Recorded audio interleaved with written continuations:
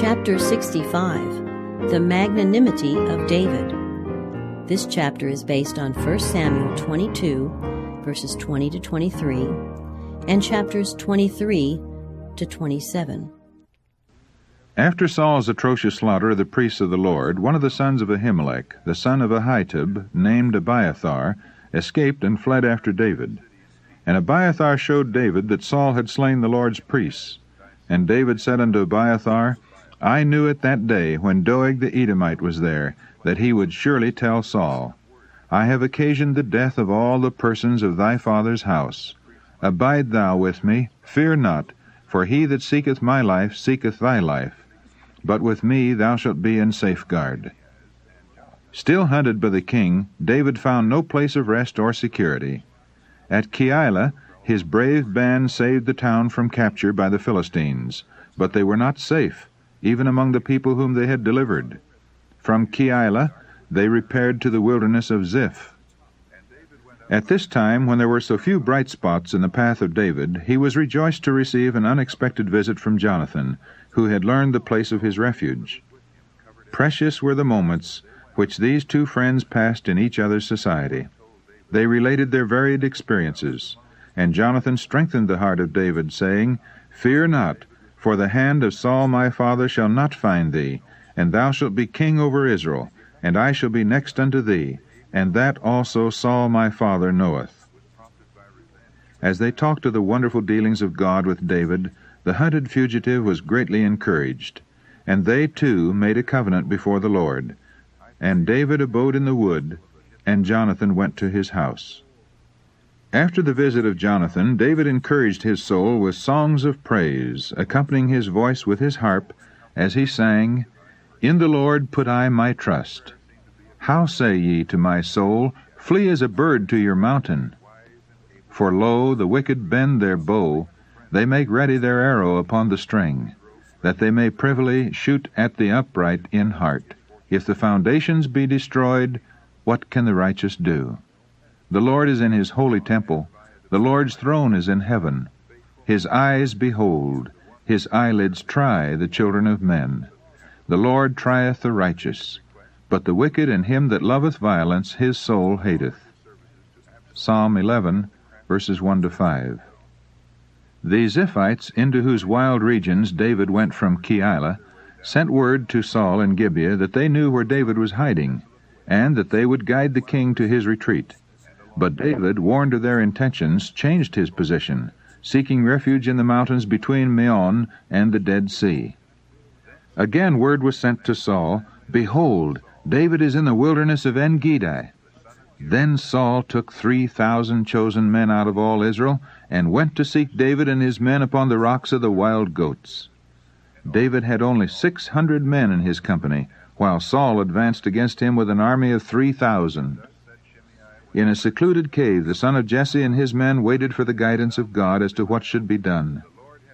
As Saul was pressing his way up the mountains, he turned aside and entered alone the very cavern in which David and his band were hidden. When David's men saw this, they urged their leader to kill Saul. The fact that the king was now in their power was interpreted by them as certain evidence that God himself had delivered the enemy into their hand, that they might destroy him.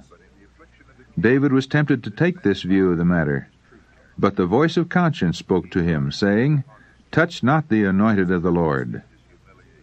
David's men were still unwilling to leave Saul in peace, and they reminded their commander of the words of God, Behold, I will deliver thine enemy into thine hand, that thou mayest do to him as it shall seem good unto thee.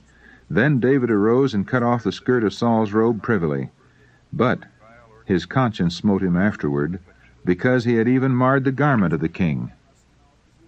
Saul rose up and went out of the cave to continue his search, when a voice fell upon his startled ears, saying, My lord, the king! He turned to see who was addressing him, and lo, it was the son of Jesse, the man whom he had so long desired to have in his power that he might kill him. David bowed himself to the king, acknowledging him as his master. Then he addressed Saul in these words, Wherefore hearest thou men's words, saying, Behold, David seeketh thy hurt?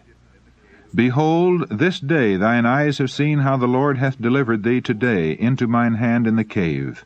And some bade me kill thee, but mine eye spared thee, and I said, I will not put forth mine hand against my Lord, for he is the Lord's anointed. Moreover, my father, see the skirt of thy robe in my hand, for in that I cut off the skirt of thy robe, and killed thee not, know thou and see that there is neither evil nor transgression in mine hand. And I have not sinned against thee, yet thou huntest my soul to take it. When Saul heard the words of David, he was humbled, and could not but admit their truthfulness. His feelings were deeply moved as he realized how completely he had been in the power of the man whose life he sought. David stood before him in conscious innocence. With a softened spirit, Saul exclaimed, Is this thy voice, my son David? And Saul lifted up his voice and wept. Then he declared to David, Thou art more righteous than I, for thou hast rewarded me good, whereas I have rewarded thee evil. For if a man find his enemy, will he let him go well away? Wherefore the Lord reward thee good, for that thou hast done unto me this day. And now, behold, I know well that thou shalt surely be king, and that the kingdom of Israel shall be established in thine hand. And David made a covenant with Saul that when this should take place, he would favorably regard the house of Saul, and not cut off his name. Knowing what he did of Saul's past course, David could put no confidence in the assurances of the king, nor hope that his penitent condition would long continue. So when Saul returned to his home, David remained in the strongholds of the mountains. The enmity that is cherished toward the servants of God by those who have yielded to the power of Satan changes at times to a feeling of reconciliation and favor, but the change does not always prove to be lasting. After evil-minded men have engaged in doing and saying wicked things against the Lord's servants, the conviction that they have been in the wrong sometimes takes deep hold upon their minds. The Spirit of the Lord strives with them, and they humble their hearts before God, and before those whose influence they have sought to destroy, and they may change their course toward them. But as they again open the door to the suggestions of the evil one, the old doubts are revived, the old enmity is awakened, and they return to engage in the same work which they repented of, and for a time abandoned. Again they speak evil, accusing and condemning in the bitterest manner the very ones to whom they made most humble confession. Satan can use such souls with far greater power after such a course has been pursued than he could before, because they have sinned against greater light. And Samuel died, and all the Israelites were gathered together, and lamented him, and buried him in his house at Ramah. The death of Samuel was regarded as an irreparable loss by the nation of Israel. A great and good prophet and an eminent judge had fallen in death, and the grief of the people was deep and heartfelt. From his youth up, Samuel had walked before Israel in the integrity of his heart. Although Saul had been the acknowledged king, Samuel had wielded a more powerful influence than he, because his record was one of faithfulness, obedience, and devotion. We read that he judged Israel all the days of his life. As the people contrasted the course of Saul with that of Samuel, they saw what a mistake they had made in desiring a king, that they might not be different from the nations around them. Many looked with alarm at the condition of society, fast become leavened with irreligion and godlessness. The example of their ruler was exerting a widespread influence, and well might Israel mourn that Samuel, the prophet of the Lord, was dead. The nation had lost the founder and president of its sacred schools, but that was not all. It had lost him to whom the people had been accustomed to go with their great troubles, lost one who had constantly interceded with God in behalf of the best interests of its people. The intercession of Samuel had given a feeling of security, for the effectual fervent prayer of a righteous man availeth much. James chapter 5, verse 16. The people felt now that God was forsaking them. The king seemed little less than a madman. Justice was perverted, and order was turned to confusion. It was when the nation was racked with internal strife, when the calm, God-fearing counsel of Samuel seemed to be most needed, that God gave his aged servant rest.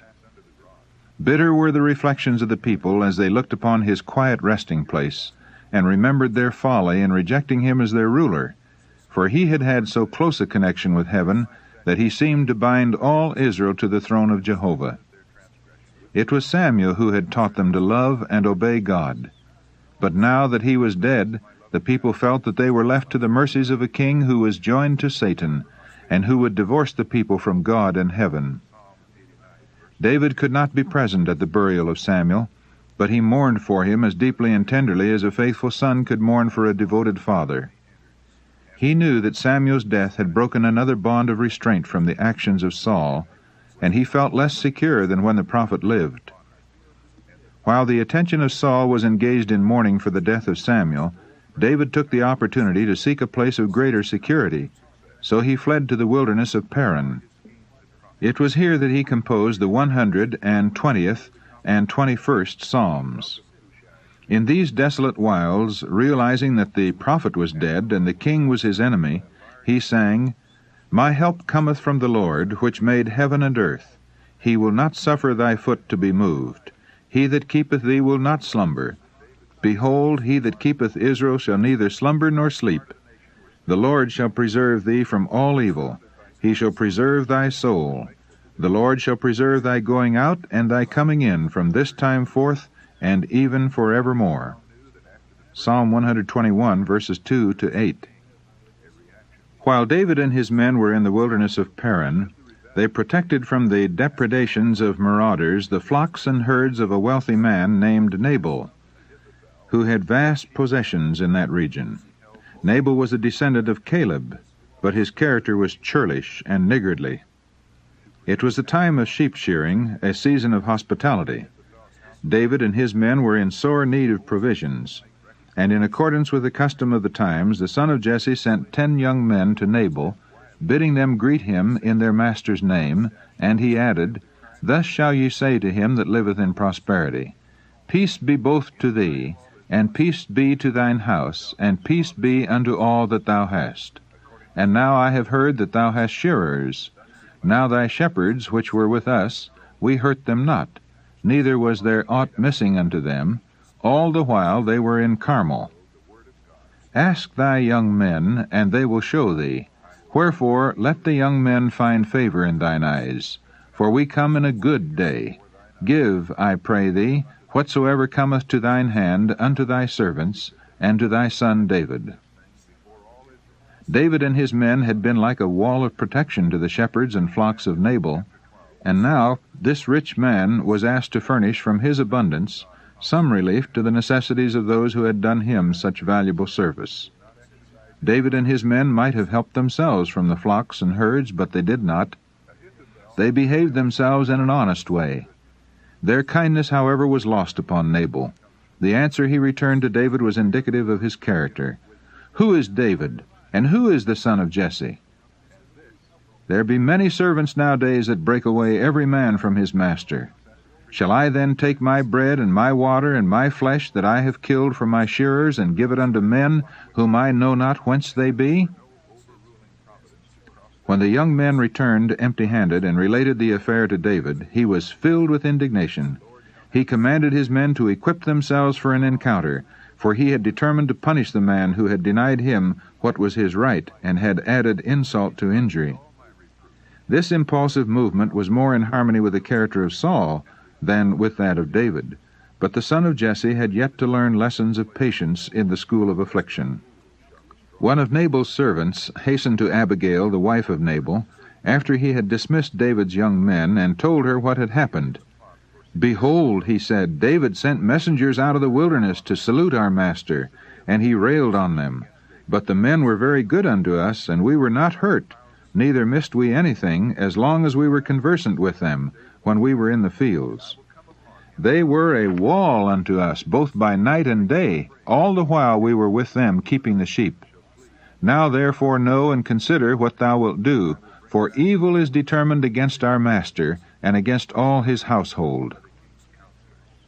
Without consulting her husband or telling him of her intention, Abigail made up an ample supply of provisions, which, laden upon asses, she sent forward in the charge of servants, and herself started out to meet the band of David.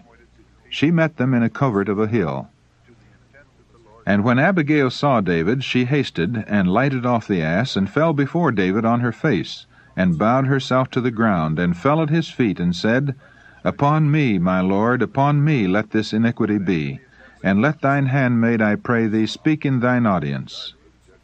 Abigail addressed David with as much reverence as though speaking to a crowned monarch. Nabal had scornfully exclaimed, Who is David? But Abigail called him, My lord. With kind words she sought to soothe his irritated feelings, and she pleaded with him in behalf of her husband.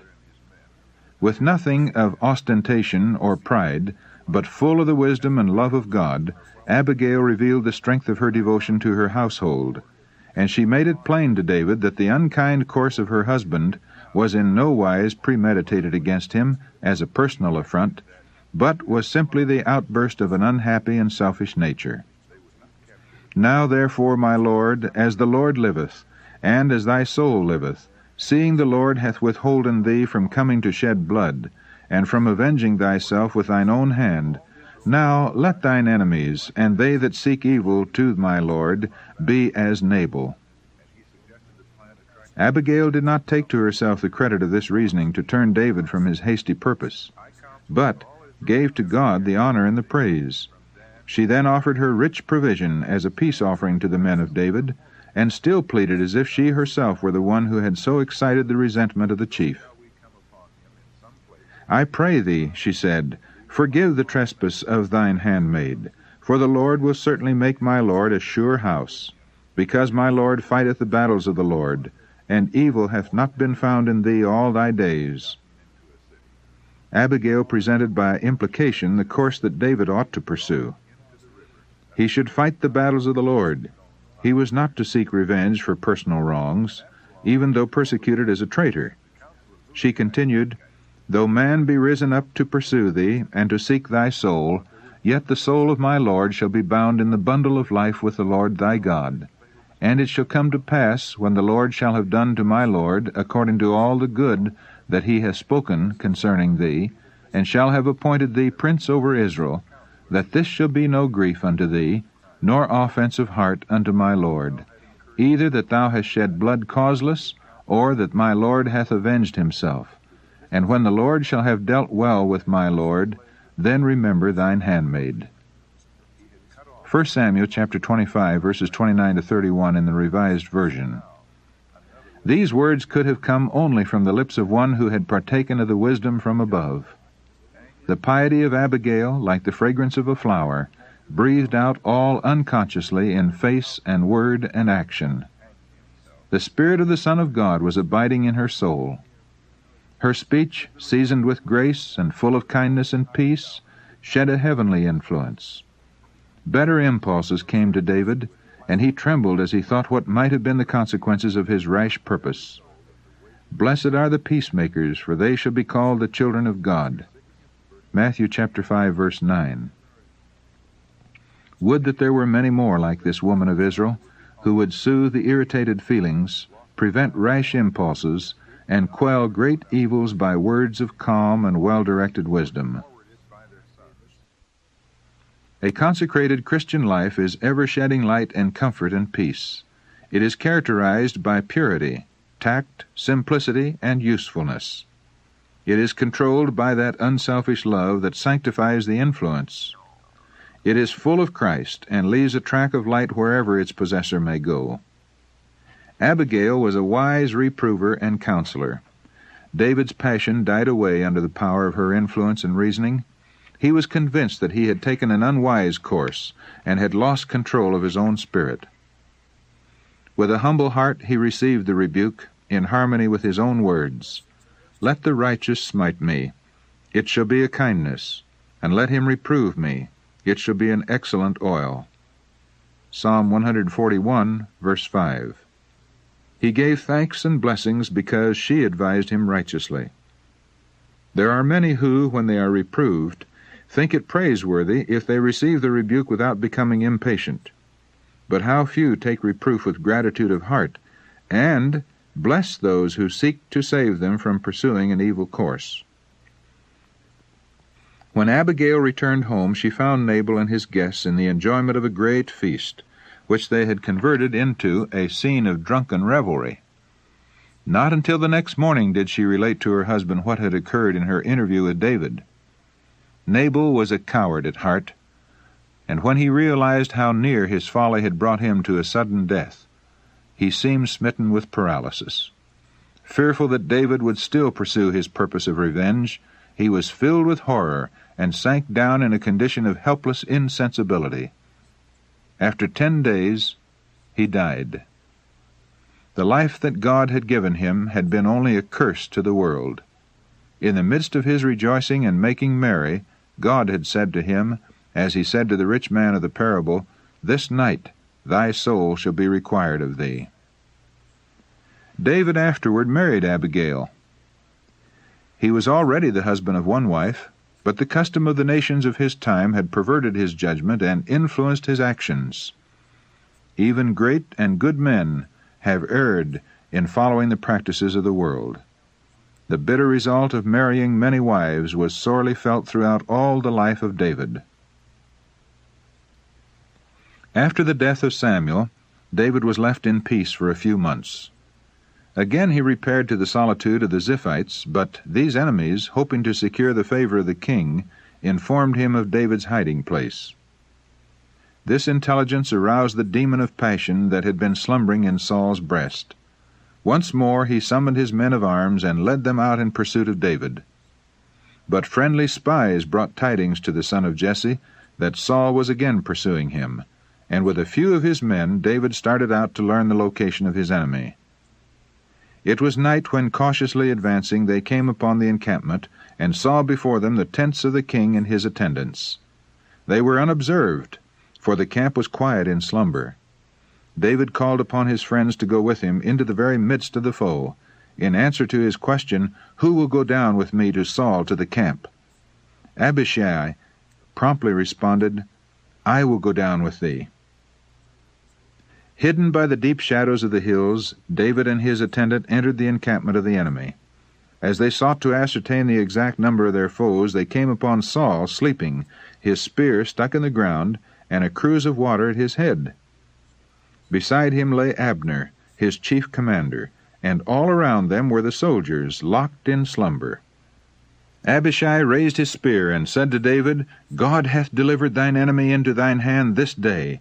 Now therefore let me smite him, I pray thee, with the spear even to the earth at once, and I will not smite him the second time." He waited for the word of permission, but there fell upon his ear the whispered words, "Destroy him not, for who can stretch forth his hand against the Lord's anointed, and be guiltless? As the Lord liveth, the Lord shall smite him, or his day shall come to die, or he shall descend into battle and perish. The Lord forbid that I should stretch forth mine hand against the Lord's anointed. But I pray thee, take thou now the spear that is at his bolster, and the cruse of water, and let us go." So David took the spear and the cruse of water from Saul's bolster, and they gat them away, and no man saw it, nor knew it, neither awakened.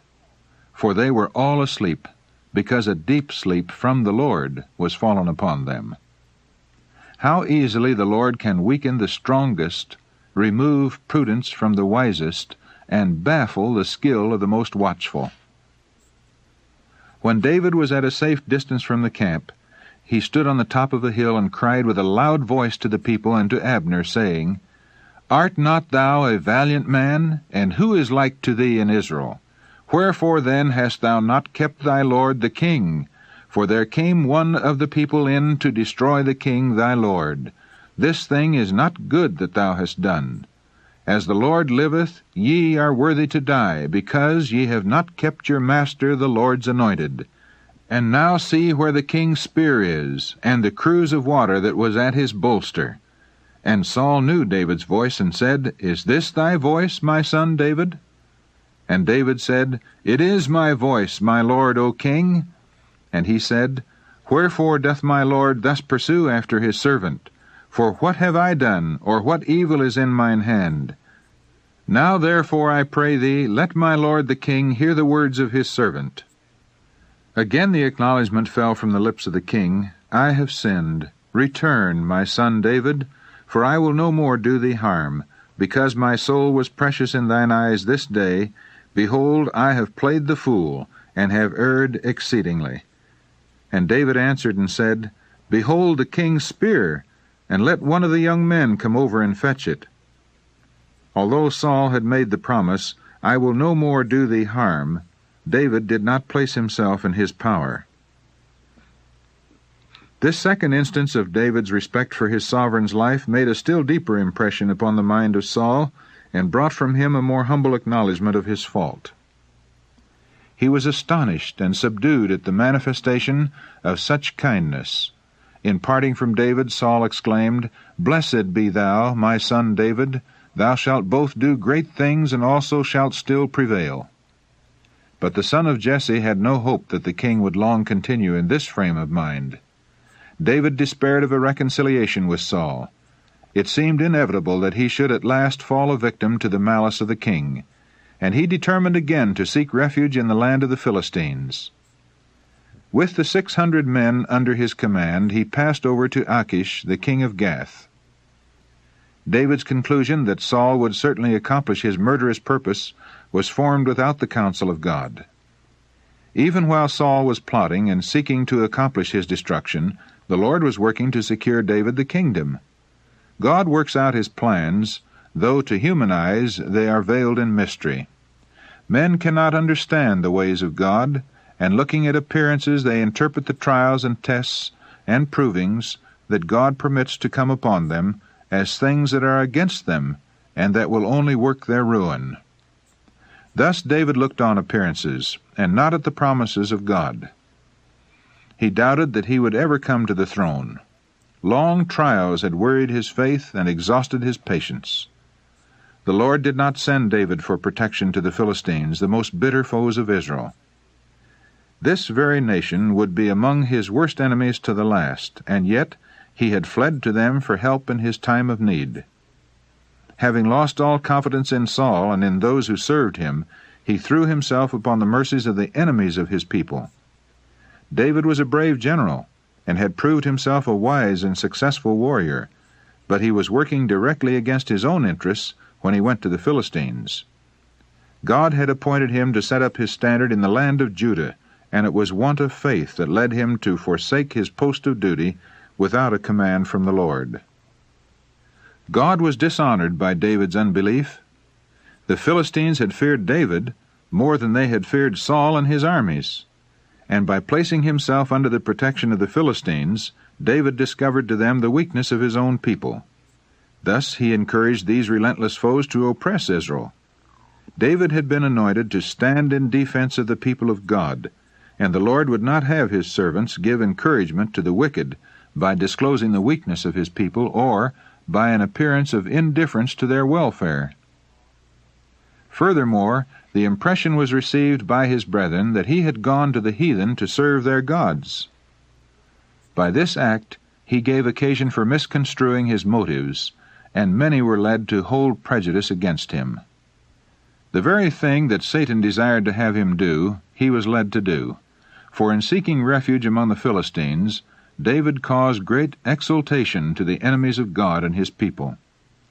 David did not renounce his worship of God, nor cease his devotion to his cause, but he sacrificed his trust in him to his personal safety, and thus tarnished the upright and faithful character that God requires his servants to possess.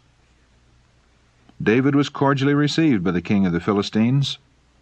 The warmth of this reception was partly due to the fact that the king admired him, and partly to the fact that it was flattering to his vanity to have a Hebrew seek his protection. David felt secure from betrayal in the dominions of Achish. He brought his family, his household, and his possessions, as did also his men, and to all appearance he had come to settle permanently in the land of Philistia. All this was gratifying to Achish, who promised to protect the fugitive Israelites.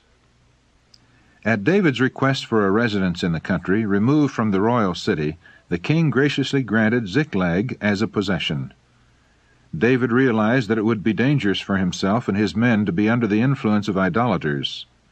In a town wholly separated for their use, they might worship God with more freedom than they could if they remained in Gath, where the heathen rites could not but prove a source of evil and annoyance. While dwelling in this isolated town, David made war upon the Geshurites, the Gezrites, and the Amalekites, and he left none alive to bring tidings to Gath. When he returned from battle, he gave Achish to understand that he had been warring against those of his own nation, the men of Judah. By this dissembling, he was the means of strengthening the hand of the Philistines. For the king said, He hath made his people Israel utterly to abhor him.